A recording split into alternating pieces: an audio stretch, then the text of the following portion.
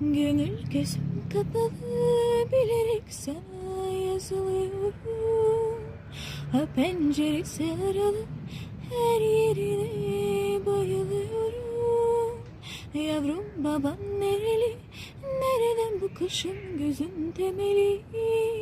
Sana neler demeli, ay seni çıtır çıtır yemeli. Anam babam ama kaçak kurası, bu ne baş belası, bu gönül kirası. Bu anam babam ama kaçak kurası, bu ne baş belası, bu gönül kirası. Aman bize nasip olur inşallah, boyuna da posuna da bin maşallah.